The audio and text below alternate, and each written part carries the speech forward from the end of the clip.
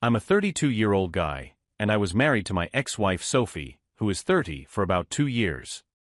Sophie and I were deeply in love, and honestly, it still shocks me to talk about how she cheated on me, given everything we went through together. Our story goes way back though. Sophie and I weren't strangers when we began dating. We actually grew up in the same neighborhood as kids, so we knew each other pretty well. It's a bit sad, but when I was around 15, her family moved to a different house, and we lost touch. Years later, by pure coincidence, we ran into each other as adults. Even as a kid who didn't know much about love, I had a huge crush on Sophie, and when we crossed paths as grown-ups, that spark from my childhood crush came back to life. We chatted for a while and swapped contact info. Luckily, Sophie was single at the time. After spending weeks hanging out together, I mustered the courage to ask her to be my girlfriend, and she happily agreed. We dated for a year before deciding to tie the knot. It might sound simple, but my love for Sophie was deep, and marrying her made me feel whole. A lot had changed in both our lives, but deep down, Sophie was still that bright, witty, and lively person I remembered from our childhood. She had become a junior high school teacher while I was working as a mechanic in an auto shop. Between us, Sophie was the brainiac, and she had a thing for smart folks. Me, on the other hand, I had an open heart and didn't specifically seek out intelligent people like she did. That was one big difference between us. Initially, when we were reconnecting and hanging out, I sometimes felt like I wasn't on her level. However, as I got to know her better and we fell head over heels in love, I gained more confidence. But I always made an extra effort to keep her happy. Our marriage was a blast, full of fun, sweetness, and laughter. Sophie had a special talent for making married life incredibly enjoyable and peaceful. We hardly ever argued or fought.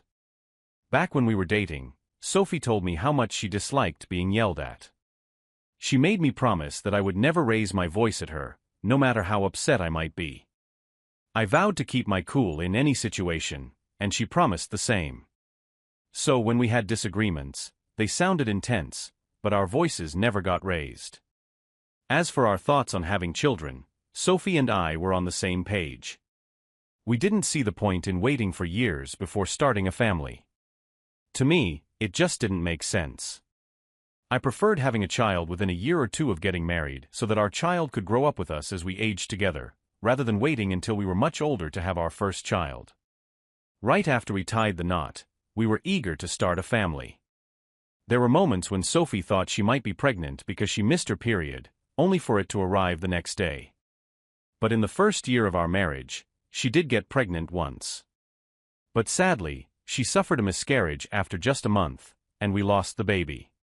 It was an incredibly emotional and tough time for both of us.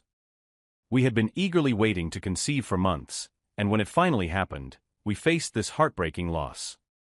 After that first loss, we decided to take a break from trying for a while before attempting again. Unfortunately, history repeated itself, and Sophie had another miscarriage at around 5 weeks into her pregnancy.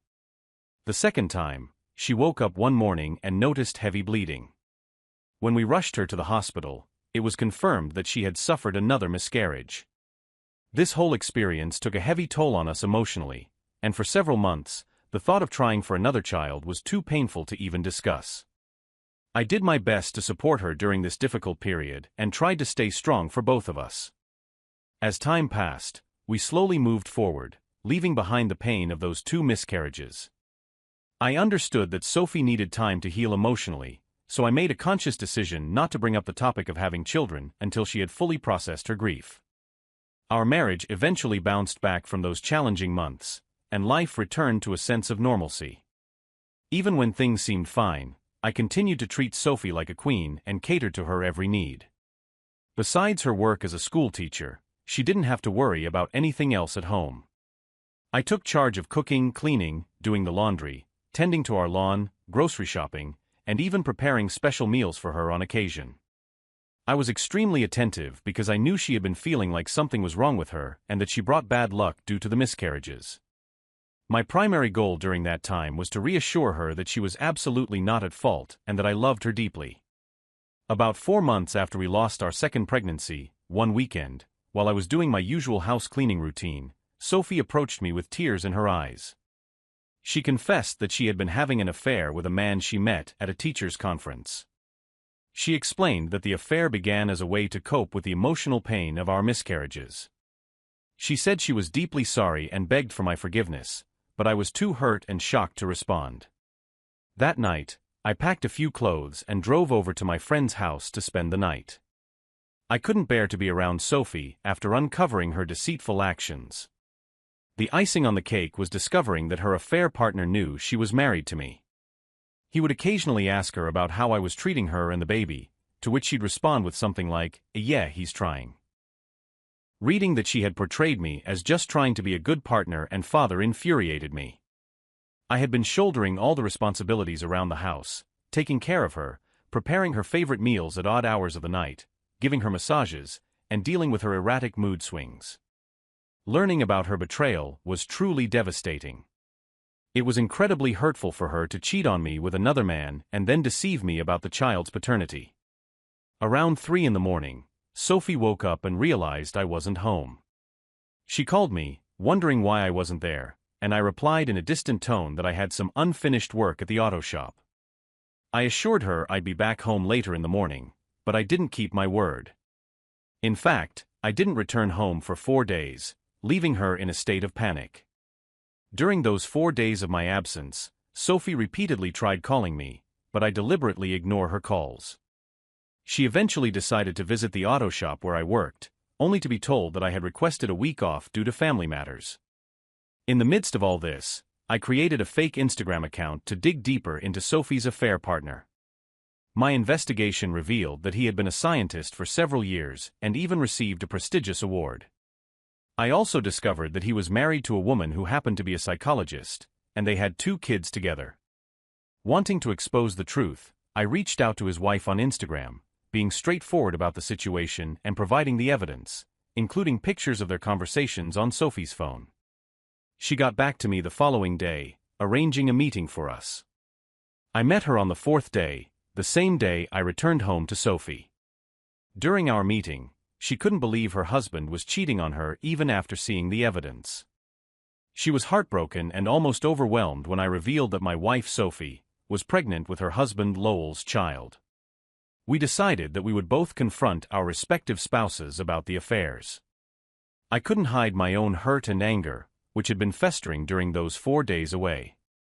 When I finally returned home that evening, Sophie ran to me, but as soon as I stepped into the living room, I told her I wanted to do a paternity test for the baby. Catching her by surprise, she questioned my sudden demand for a paternity test, to which I explained that I needed to be certain the baby was mine.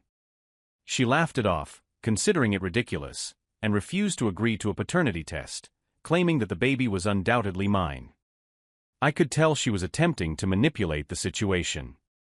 If I hadn't known the truth, her acting might have convinced me that I was the father of her child. That day, I raised my voice at her for the first time in years, and she was taken aback by my reaction. What followed was her crying and accusing me of falsely accusing her of cheating, expressing disbelief that I would do such a thing after all we had been through. I observed as she cried and tried to emotionally manipulate me, but I stood my ground, insisting on a paternity test regardless of her condemnation. I had printed out copies of the pictures I had taken of her chat conversations, and I threw them at her. She was shocked to see that I had uncovered her truth. After a brief silence, she claimed that it was just harmless flirting with a man and nothing physical had occurred between them. Her explanations were so feeble that I didn't even feel like arguing with her. Instead, I emphasized that any man referring to her baby as his own was a serious matter, which is why I needed to see the paternity test results. We argued for hours, but eventually, she agreed to undergo the paternity test. We went ahead with the test, and when the results came in, they confirmed that the baby was not mine. By this point, Sophie knew that pretending was pointless, so she began asking for forgiveness. She lied, saying she got pregnant through a donor and didn't know who the father was.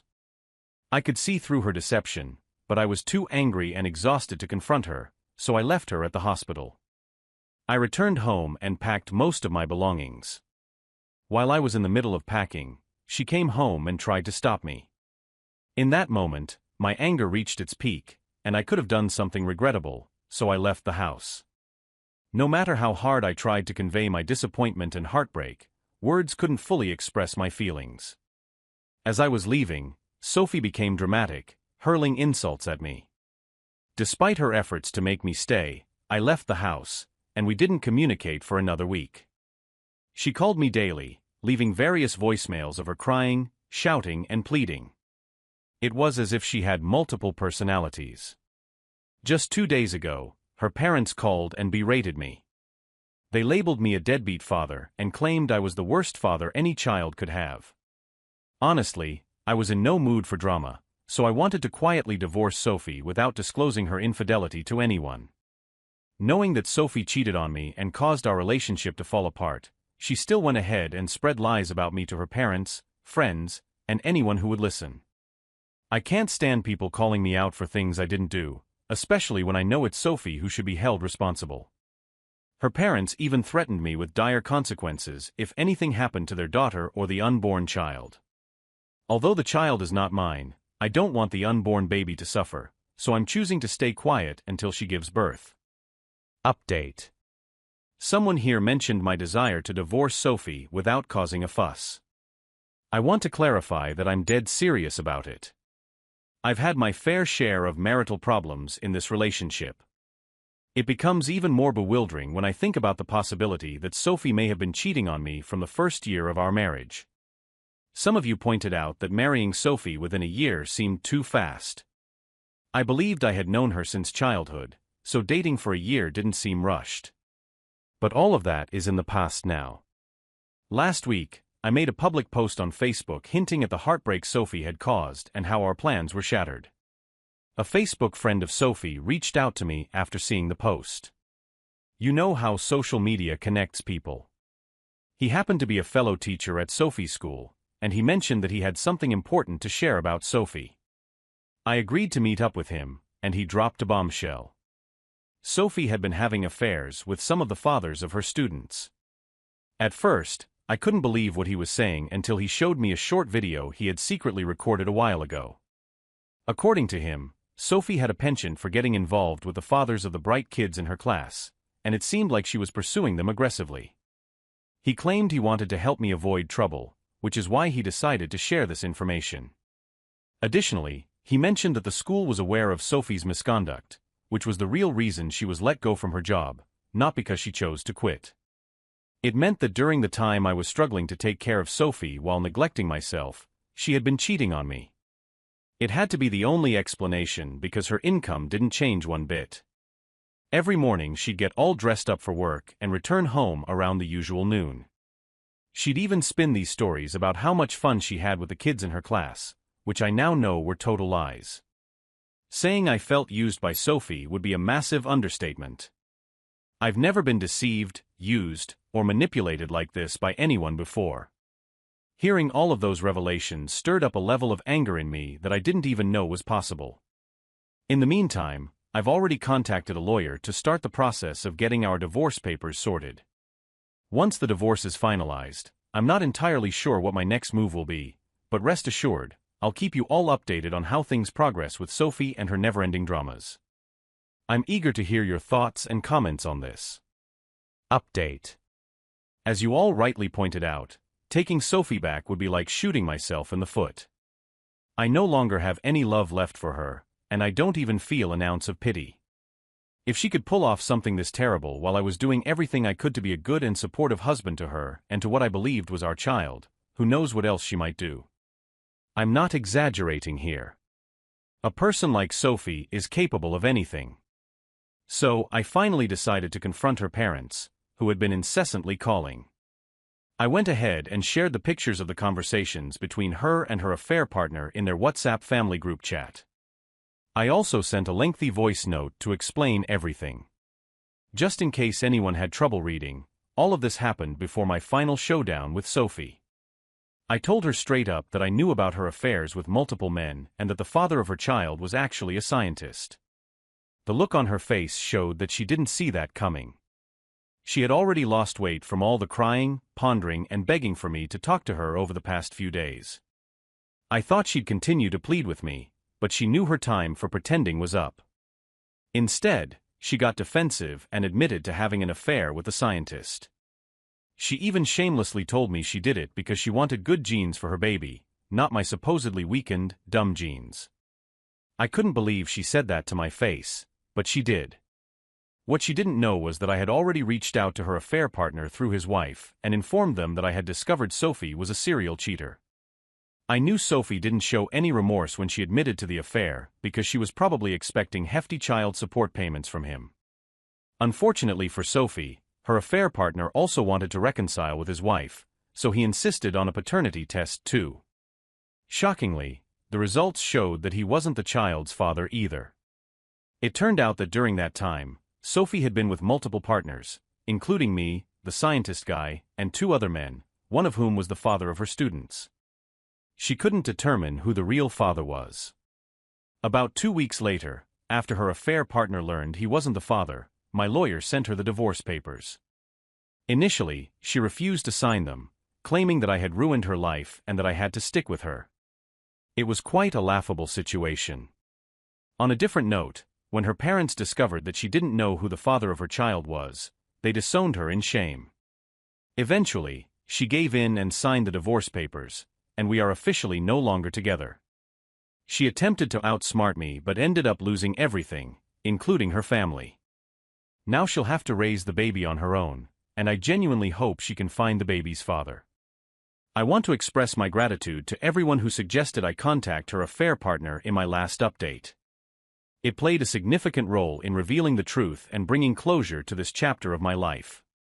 Alright, that was a fun story. Now let's move on to another exciting one. Stay tuned and let's dive in. I'm a 34-year-old male, and I married my wife, Nina, who is 29 years old, 5 years ago.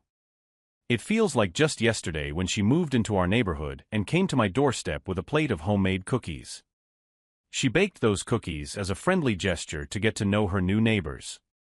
It's not every day you see someone serving homemade cookies to their neighbors. Nina was a very cheerful and vibrant person who was friendly with everyone. When she brought over those cookies, I invited her in for a cup of coffee. We quickly became friends and bonded over coffee and cookies. We dated for 2 years before exchanging our wedding vows. One thing Nina loved as much as she loved me was her garden. She had a real passion for plants with her background in botany. She even owned a small nursery. Her personal garden was like her baby. She cherished all the flowers she had planted there. It might sound unusual, but every morning she would actually talk to her plants while watering them. Before we got married, Nina made it clear that I would have to move in with her because she couldn't bear to leave her garden. She didn't ask, she just informed me of her decision. I didn't mind at all because I fully understood her deep passion and love for her garden. So, without any hesitation, I moved in with her. Our married life was running smoothly until recently. The qualities that initially attracted us to each other have now become a source of tension. You see, Nina and I have quite contrasting natures. As I mentioned earlier, Nina is an extremely outgoing and sociable person. She has a wide circle of friends and easily makes new ones. In contrast, I'm the exact opposite. I'm an introvert and somewhat shy. I don't feel at ease conversing with just anyone, and I only form connections with a select few. I prefer spending a significant amount of my free time at home rather than going out. My ideal holiday involves staying at home with Nina, watching TV, and cooking a nice meal for the both of us. On the other hand, Nina enjoys going out, whether it's dining at a cafe or meeting up with friends. Given our differences, we established some ground rules at the start of our marriage to prevent major conflicts. We ensured that we could both engage in activities we enjoyed. Saturdays were reserved for going out, something Nina loved. Sundays, on the other hand, were designated as our stay-at-home days, allowing us to spend quality time together, which was something I cherished. This arrangement worked well for us for quite some time. However, things have taken a somewhat unusual turn in recent weeks. Nina has been spending a lot of time outside the house. She frequently meets up with friends or attends various social events. Lately, it feels like Nina is hardly ever at home with me. It's not that she's intentionally leaving me behind or neglecting me. She always invites me to join her when she goes out to meet her friends at parties, but I usually decline. By the time I return home from work, I often feel too socially drained to even consider going out and mingling with people. There were a few occasions when I reluctantly agreed to accompany her, but I didn't enjoy those parties. Engaging in conversations felt challenging, and I was utterly exhausted by the end of the night. So the next time Nina asked me to join her with her friends, I opted to stay home. Truthfully, I miss her presence around the house. She's been going out more frequently than usual, and I find myself missing her when she's away. When she does return home, she's usually too tired and heads straight to bed. I've started longing for our deep conversations and the connection we used to share. I don't want to be the type of husband who prevents his wife from pursuing her interests. I want her to go out and do what she loves. However, it seems like Nina might not be as interested in spending as much time with me, and that's been bothering me. I wonder if she's grown tired of our relationship or if it's just a phase of busyness for her. I understand that there aren't any clear signs of problems in our relationship, but after reading numerous stories of infidelity here, I find myself being more cautious and not wanting to overlook any potential red flags. I hope this feeling is just temporary and will eventually fade away. Update. After reading the responses to my previous post, I realized that it was better to have an open and honest conversation rather than silently sulking in a corner. I decided to communicate my feelings and insecurities directly to Nina. While I wasn't overly insecure, being an introvert in a relationship with an extrovert presented some challenges. We sometimes worry that our partner might get bored with us because we're not as outgoing as they are. Additionally, introverts tend to overthink things, and before the confrontation, I had come up with numerous plans in my head on how to express my feelings without hurting her. I had put myself through unnecessary mental anguish, and I knew it was counterproductive. The best approach was to have a straightforward conversation with her and share the concerns on my mind, then work together to find a solution. One day when Nina returned from her nursery, I told her that I needed to talk to her about something. She was surprised by my sudden request for a serious conversation. I opened up and shared everything that had been bothering me. After listening to me, she genuinely apologized and acknowledged that it was a wake-up call for her. She assured me that she would make an effort to avoid making me feel that way in the future. Nina explained that she had been going out frequently because many of her friends were in town after a long time, but she was willing to return to our previous routine that we both enjoyed. I was relieved that Nina responded to the situation with maturity and understanding.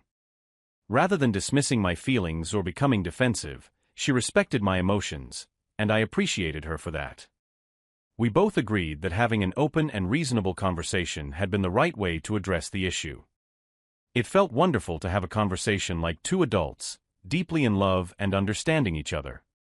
Following that day, Nina and I returned to our previous routine, where we made time for each other, and I believed that things would improve for us. And for a while, they did get better. However, this positive change didn't last long. About 2 weeks later, Nina started behaving the same way as before. She began coming home late from the nursery, frequently hung out with her friends, and I found myself alone at home as usual. What was most surprising and concerning was that I noticed Nina had started neglecting her beloved home garden. I had always been certain that Nina cared more for her garden than she did for me. It was like her baby. Seeing her disregard it was unsettling. This made me realize that something wasn't quite right with Nina, and something else had taken priority in her life over us, me, and her garden. One day, out of boredom, I decided to water the plants in the garden since Nina wasn't around. That's when I discovered that one of the plants had died. It was alarming because I knew how much these plants meant to her, and she would never be so careless with them. When she came home that evening, I showed her the dead plant. To my surprise, Nina had no idea about it. She left her dinner half-eaten and rushed to the garden to check on her remaining plants, with me following behind. Nina was truly saddened when she saw the dead plant. Although she didn't burst into tears, she was visibly upset. She blamed herself, acknowledging that her busy schedule and social life had caused her to neglect her garden. Nina kept blaming herself and vowed to prioritize her responsibilities from that point onward. I just looked at her, hoping she would return to her usual self. From that day on, Nina became extremely attentive to her plants, taking excellent care of them as she always had. Interestingly, she didn't cut back on her social outings. She began waking up early to tend to her plants before going out in the evenings. Spending time with me seemed to be of little concern to her. Her primary focus was going out and nurturing her beloved plants, which she affectionately referred to as her babies. I know it might sound irrational and bizarre, but I've started feeling somewhat jealous of her garden and her friends. I've already discussed my feelings with her, and she initially promised to divide her time equally, but now she's reverted to her old routine. I don't feel like having another confrontation. It would make me feel foolish. I genuinely want to resolve this issue, but I don't want to discuss it with her again. So, I decided to create some distance between us.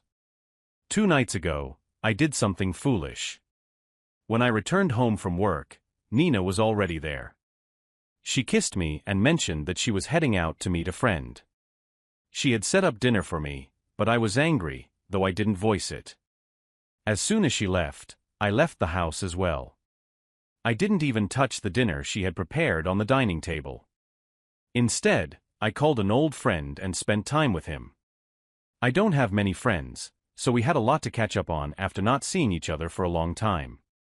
My friend left around 9, but I didn't return home. I went to a bar and spent hours there. I don't typically drink much, but that night I got quite drunk. I had no intention of going back home. Instead, I thought about booking a hotel room and spending the night there. So, I went ahead and booked the hotel room. When Nina called me, I declined the call purposefully, not wanting to talk to her or even see her face. She texted me almost immediately, asking where I was. I made the deliberate choice not to respond. I sat on the hotel room bed, staring at the ceiling, questioning if my actions were foolish, but at that moment, I had no desire to engage with her. I wanted her to experience a fraction of the loneliness I felt every day, so I let her worry as I fell asleep almost instantly. The following morning, I woke up late due to the previous night's drinking. Unsurprisingly, I had a headache. I turned on my phone and found a barrage of texts from Nina, expressing her concern. Apparently, she had been worried about me. I decided to return home, and as I arrived, Nina was preparing to leave for work. Upon seeing me, she bombarded me with numerous questions, demanding to know where I had spent the entire night. She claimed to have been extremely worried. Her tone was filled with anger, which strangely brought me some satisfaction. I didn't lie to her. I explained that I didn't want to come home to her since she was rarely there. I often found myself alone, so I opted to spend my time outside the house. This statement triggered an outburst from Nina, accusing me of seeking attention like a child. Her defensive reaction infuriated me even further. Instead of acknowledging her own faults, she shifted the blame onto me. It was frustrating. We engaged in a heated argument, holding nothing back, and exchanged hurtful words. Eventually, she left for her nursery, as neither of us was willing to back down. I needed to write this update to vent my feelings. The situation has become increasingly unbearable for me. I'm torn between wanting to follow her to see what she's up to or considering hiring a private investigator. I've simply reached my limit. Update. Guys, I have to admit that red flag I mentioned earlier was real, and I'm relieved I didn't ignore it. So, after that major argument, Nina and I completely stopped communicating with each other. Neither of us was willing to apologize or make amends. We were both seething with anger. We shared the same house but refused to exchange a single word. Our daily routines continued as usual. I prepared breakfast, and she took care of dinner, but the silent tension persisted. This time, I had decided not to be the first one to step forward and resolve the conflict. It wasn't a matter of ego, it just didn't feel right. A week later, when I returned home from work, I walked into a surprise. The lights were off, which was unusual because Nina typically arrived home before me. I switched on the lights and was taken aback. Nina had prepared a surprise for me. There was a cake on the living room table, along with balloons and a poster that read, "I'm sorry." Nina approached me, hugged me, and apologized. I won't deny that it felt good to see her effort. She acknowledged that it was her fault for not listening and paying attention to me. We made up, and Nina even cooked my favorite meal.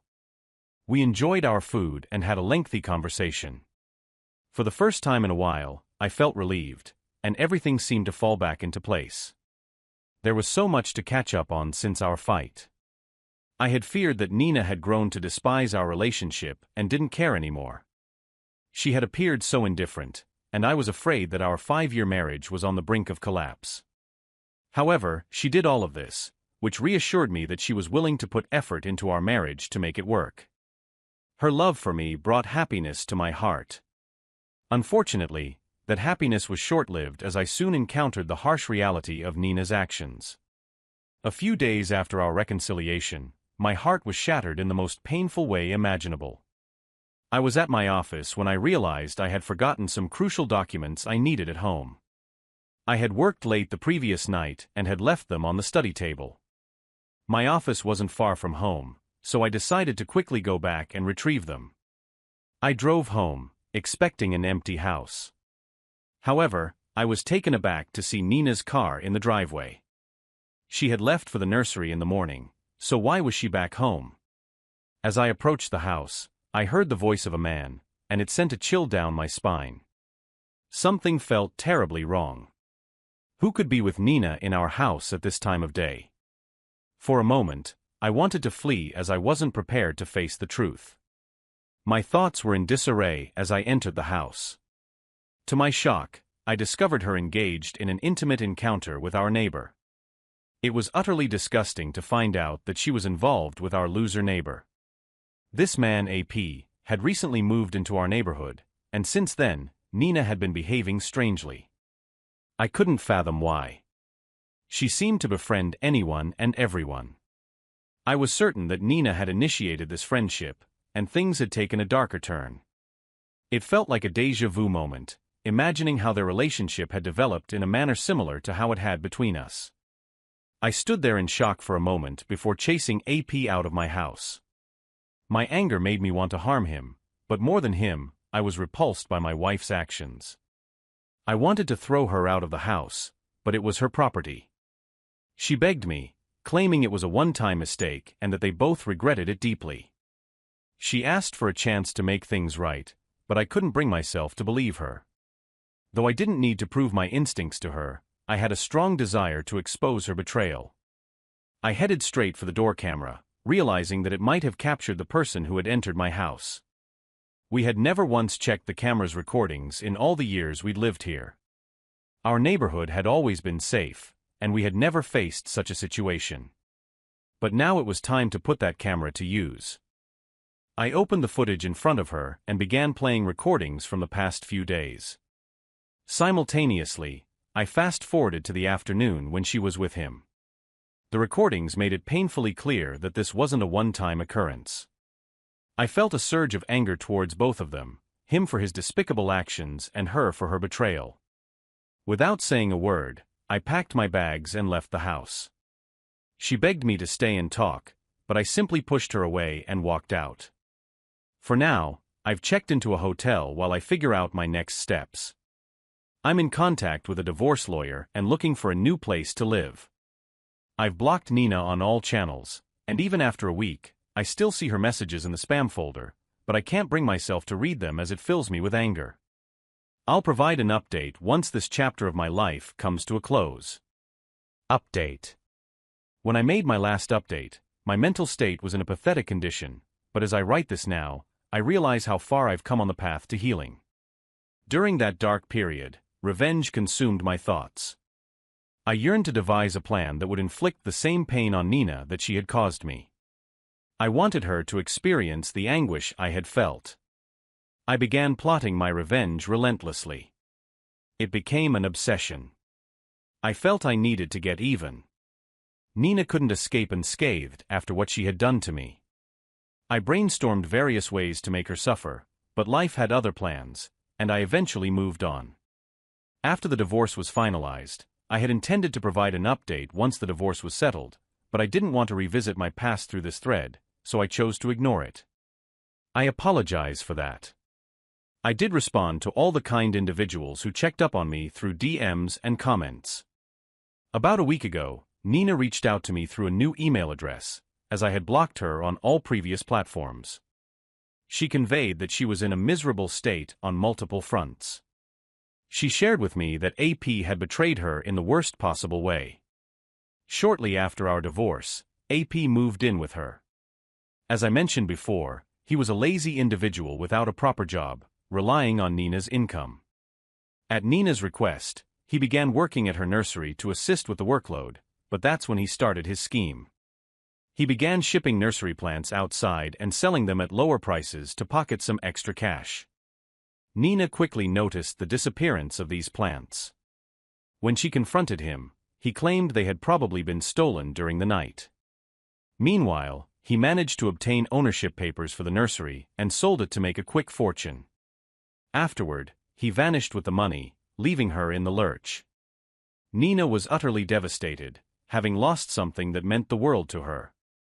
Now she finds herself in a dire situation, lacking emotional support and facing financial struggles, completely alone. I replied to her with a single text, reminding her that she had made me feel the same way. Now she was lamenting the waste of her efforts, and I couldn't help but draw a parallel. I had spent numerous years nurturing our relationship, only for her to discard it so easily in favor of a fling with our neighbor, who clearly wasn't serious. It felt like her karma catching up to her, as she was experiencing the pain she had inflicted on me. That day, my belief in karma grew stronger. Nina was reaping what she had sown, and it was not to her liking. Despite my clear declaration of wanting no contact with her, Nina made several attempts to reach out and apologize. However, I remained steadfast in my decision to ignore her. I learned from a friend that she was facing significant financial troubles due to the loss of her nursery. The neighbor she had cheated on me with had vanished from her life and returned to his wife, leaving Nina utterly alone in every aspect. Moving on from that divorce was far from easy, and it left me shattered, but I had no other choice. I threw myself into my work to keep her thoughts from haunting me, and it proved to be beneficial. I worked diligently to stay occupied and eventually earned the promotion I had always desired. This achievement would not have been possible without prioritizing myself and my mental health. I severed all ties with my past and focused wholeheartedly on the present, which allowed me to regain control of my life and find stability.